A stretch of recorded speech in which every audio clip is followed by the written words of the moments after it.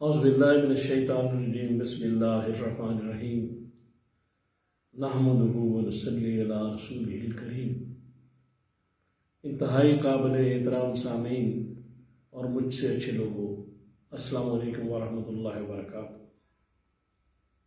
سب سے پہلے آپ کو یہ بابرکت رجب کا مہینہ مبارک ہو۔ اس میں حضور سرور کائنات صلی اللہ تعالیٰ علیہ وآلہ وسلم کو معراج ہوئی تھی، جس کا ذکر انشاءاللہ پھر کسی جمعرات میں کریں گے۔ آج آپ سے میں جو بات کرنا چاہتا ہوں جنات کے بارے میں۔ تو جنات کی حقیقت کیا ہے؟ پہلے تو یہ سمجھنا ضروری ہے کہ جن کیا ہوتا ہے۔ تو یہ بھی اللہ کی ایک مخلوق ہے اور اس کو آگ سے پیدا کیا گیا ہے، انسان مٹی سے بنا ہے۔ تو یہ جو جن ہے یہ اسی طرح انسانوں کی طرح ان کے بھی بچے ہوتے ہیں، ان کی بھی شادیاں ہوتی ہیں، اور یہ نظر نہیں آتے، خفیہ مخلوق ہے۔ اور ان میں اچھے بھی ہوتے ہیں، برے بھی ہوتے ہیں، نیک بھی ہوتے ہیں۔ لیکن کچھ چیزیں جو ہمارے ذہن میں بیٹھی ہوئی ہیں ان کو نکالنا بڑا ضروری ہے۔ ایک تو یہ چیز ہے کہ جن جو ہے وہ غیب کا علم انہیں نہیں ہوتا۔ قرآن میں سورہ سبا کی آیت نمبر 14 میں اس کا ذکر کیا گیا ہے کہ یہ غیب نہیں جانتے، جس میں سلیمان علیہ السلام کے بارے میں ہے، اور میں ابھی وہ آپ کو بتاؤں گا واقعہ۔ دوسری بات یہ ہے کہ یہ انسان کے اندر داخل نہیں ہو سکتے، اثر انداز ہوتے ہیں لیکن ہر وقت اثر انداز بھی نہیں ہو سکتے۔ اس کی کچھ وجوہات ہیں، داخل نہیں ہو سکتے انسان کے اندر۔ یہ سورہ رعد کی آیت نمبر 11 میں اللہ تعالیٰ نے ارشاد فرمایا ہے کہ انسان جو ہے اس کی حفاظت کے لیے، ہر انسان کی حفاظت کے لیے کچھ فرشتے ہیں جو حفاظت کرتے ہیں۔ دیکھیں اللہ کو کتنی محبت ہے اپنی مخلوق سے کہ حفاظت کے لیے فرشتے مقرر کیے ہیں، اور ہم اس کا شکر ادا نہیں کرتے۔ جو فرشتے انسان کو بعض چیزوں سے بچاتے ہیں، اس لیے جن داخل نہیں ہو سکتا۔ باقی اثرات ہوتے ہیں تو اس کی میں بعد میں تفصیل بیان کروں گا، پھر علاج بھی اس کا انشاءاللہ بیان کیا جائے گا۔ لیکن کچھ چیزیں سمجھنی ضروری ہیں، اور یہ ہے کہ یہ جن ہے یہ اس وقت ان کا اثر ہو سکتا ہے کہ جب یہ فرشتے نہ ہوں۔ تو اگر ہم جھوٹ بولنا چھوڑ دیں، کیونکہ جب جھوٹ بولتے ہیں تو فرشتہ کافی دور چلا جاتا ہے، یا ہم ایسی چیزیں اللہ تعالیٰ کی حکم عدولیاں چھوڑ دیں تو پھر یہ نقصان نہیں پہنچا سکتے۔ اس لیے اللہ تعالیٰ پر جو غیر متزلزل ایمان ہے وہی راہ نجات ہے، اور اس سے ہم کئی چیزوں سے بچ سکتے ہیں۔ ہم نے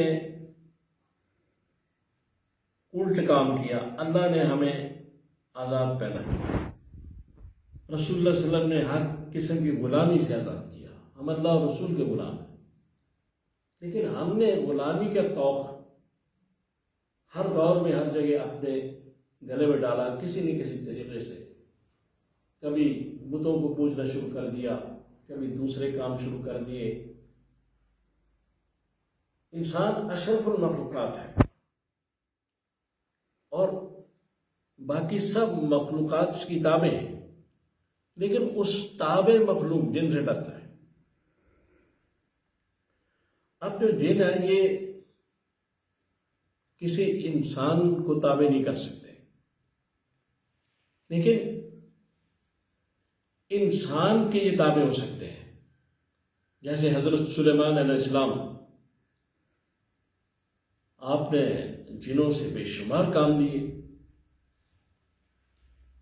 اور بعض مفسرین نے کچھ صحابہ کے بارے میں بھی کہا ہے کہ ان کی بھی خدمات کچھ جنات انجام دیتے تھے. لہذا مسئلہ یہ ہے کہ ہم کیا کر رہے ہیں؟ ہم یہ کر رہے ہیں کہ ہم نے اس کو اسکینڈلائزڈ کیا، جنوں کو ایک پروفیشن بنایا، اور جعلی عاملوں نے اس سے خوب پیسے بنائے اور ہر ایک میں جن کو داخل کر دیا، اور پھر جن نکالنے کا ایک کاروبار شروع ہو گیا. اور اس سے کیا ہوتا ہے کہ ہم مار بھی کھاتے ہیں، پیسے بھی دیتے ہیں، اور شاید مار کھانے کے لیے پیسے دیتے ہیں. اب دیکھیں، ایک عام سی بات ہے کہ اگر جن خفیہ مخلوق ہے، جن کا معنی ہی مخفی ہے، پوشیدہ، چھپا ہوا، تو نظر کیسے آئے گی؟ اور وہ جس انسان کے اندر ہے، انسان کو کیسے نظر آئے گا؟ اور اگر وہ نظر بھی آ جاتا ہے، آ ہی نہیں سکتا بہرحال، تو وہ جو جن ہے وہ تو نکل جائے گا، جب اس کو مار پڑے گی نکل جائے گا اس سے. تو انسان کو ہی مار رہا ہے نا. تو یہ بھی آپ نہیں سمجھ رہے. ہم سپرسٹیشس ہو گئے ہیں، تمام پرستی میں مبتلا ہو گئے ہیں، ضعیف العقیدہ ہونے کی وجہ سے، اللہ تعالیٰ پر ایمان کی کمزوری کی وجہ سے. جو آدمی اللہ سے نہیں ڈرتا، پھر وہ ہر شے سے ڈرتا ہے. یہ ایک قاعدہ کلیہ ہے. اور اگر اللہ سے ڈرنا شروع کر دیں تو انہوں نے کہا لمن خاف مقام ربہ جنتا، کہ جو اللہ کے سامنے اس دن کھڑا ہونے سے ڈرا، اس کے لیے 2 جنتیں ہیں. اب یہاں یہ ہو رہا ہے کہ اگر پولیس کسی بے گناہ آدمی کو پکڑ کے لے جاتی ہے چوری کے الزام میں یا کسی الزام میں، تو آدھے گھنٹے بعد وہ بے گناہ بھی مان جاتا ہے کہ میں نے پتہ نہیں کتنی چوری کی. یہ مار بڑی خطرناک چیز ہے. تو اس لیے جب مارا جائے گا تو جس کو پیشنٹ ہے، جس کو مارا جا رہا ہے، تو کہے گا میرے اندر جن ہے، کئی جن ہے، مجھے مارنا چھوڑ دو. لہذا ہم ایک دوسری طرف چلے گئے، بجائے اللہ تعالیٰ کی پر ایمان رکھنے کے، اس کی طاقت کو ماننے کے، ہم نے ایسی چیزوں کے تابع ہو گئے جو ہم سے کم تر بنائی گئی. انسان اشرف المخلوقات ہے، اور اس میں چیز یہ ہے کہ اگر ہم باوضو رہیں تو فرشتے ویسے بھی ساتھ ہوتے ہیں. اگر ہم یہ دوسری چیزیں جو اکثر میں کہتا ہوں غیبت، چغلی، کینہ، یہ جھوٹ وغیرہ چھوڑ دیں تو پھر فرشتے ساتھ رہیں گے اور حفاظت کرتے رہیں گے. تو جب حفاظت کرتے رہیں گے تو پھر کوئی شے کیسے اثر انداز ہو سکتی ہے. لہذا اس لیے جو ہمارے یہاں معاشرہ بن گیا ہے، سوسائٹی بن گئی ہے، اس میں باقاعدہ یہ ایک کاروبار، ایک بزنس بن گیا ہے جعلی عاملوں کی وجہ سے.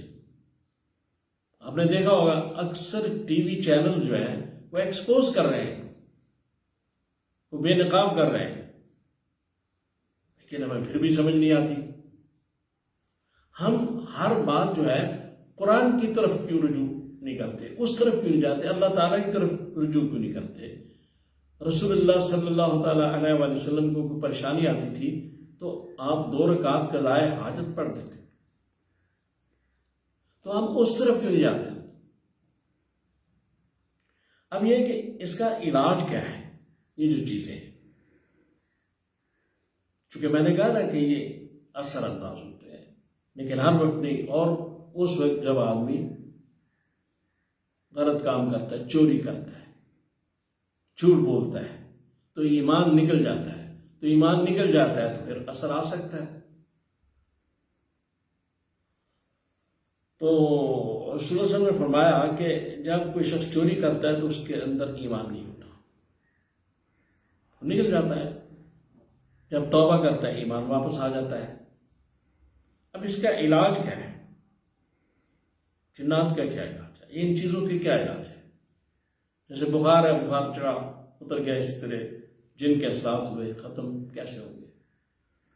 تو اس کے لیے یہ ہے کہ حضور سرور کائنات صلی اللہ تعالیٰ علیہ وسلم آخری 3 قل جو ہیں، سورہ اخلاص، سورہ فلق اور سورہ ناس پڑھ کے ہاتھوں میں دم کرتے تھے اور سارے جسم پہ پھیر لیتے تھے.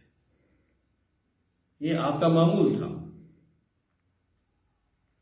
ہمیں بھی روز رات کو سونے سے پہلے یہ کام کرنا چاہیے. اور زبانی اگر آپ پڑھتے ہیں تو اس کے لیے وضو کی بھی ضرورت نہیں. پھر آیت الکرسی جو ہے وہ بھی ہمیں پڑھنی چاہیے. ان سے ان ساری آفات سماوی اور بلیات ارضی سے آدمی محفوظ ہو جاتا ہے. اس لیے ہم اس طرف نہیں جا رہے جو آسان بات ہے. اور آسان بات یہ ہے کہ اللہ پر مکمل یقین کامل.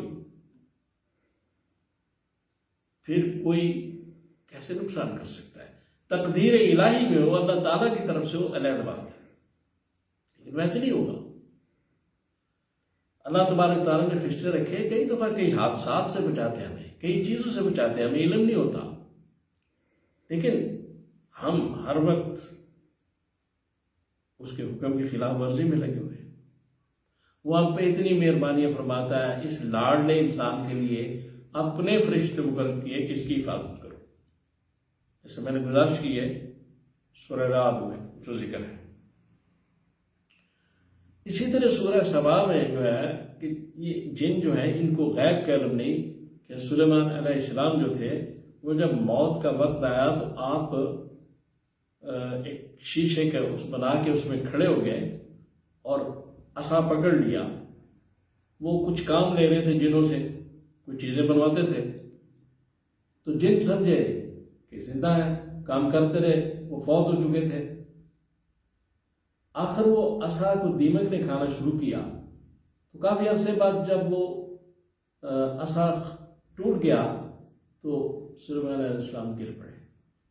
تو وہاں جنوں کو محسوس ہوا کہ یہ تو کافی دیر کے اس دنیا سے گئے اور ہمیں پتہ ہی نہیں، ہم ایسے ہی کام کر رہے تھے. تو اگر ان کو غیب کا علم جنوں کو ہوتا تو اتنی دیر ایسے ہی بیکار کاٹتے، محنت کرتے. تو اس لیے ان کو غیب کا علم بھی نہیں ہوتا، بلکہ غیب کا علم صرف اللہ کو ہے. اور اللہ تبارک تعالیٰ نے سب سے جو غیب کی زیادہ خبریں ہیں وہ محمد رسول اللہ صلی اللہ تعالیٰ علیہ وسلم کو عطا فرمائی ہے. باقی بھی اللہ تعالیٰ بتاتا رہتا ہے اپنے نیک بندوں کو، لیکن علم نہیں ہے کسی کے پاس تو جن کے پاس کیسے ہوگا؟ اس لیے ہمیں ذرا ان باتوں پہ غور کرنا چاہیے. یہ کالی بلی راستہ کاٹ جائے سفر نہیں کرنا، چھینک آ جائے سفر نہیں کرنا. اس قسم کی بے شمار ایسی غیر شرعی رسومات ہمارے اندر رچ بس گئی ہیں کہ وہ انہیں نکالنا بڑا مشکل ہے. تمام پرستی کا خاتمہ بڑا ضروری ہے اور وہ ہدایت قرآن اور حدیث سے ملے گی. میں نے جتنی باتیں آپ سے گزارش کی ہیں یہ قرآن حدیث کی روشنی میں کی ہے. لہذا اس لیے یہ جو عامل ہے ایسے جو غیر شرعی کام کرتے ہیں، جو نماز بھی نہیں پڑھتے، ان سے علاج کروانا ایک مسلمان نے ان باتوں کو سوچنا چاہیے. تو اللہ تعالیٰ سے دعا کریں کہ اللہ تعالیٰ مجھے اور آپ کو توفیق دے کہ میں نے جو باتیں کی ہیں ہم ان پہ عمل کر سکیں۔ صلی اللہ تعالیٰ علیہ خیر خلقہ محمد و آلہ و اصحابہ اجمعین برحمتک یا ارحم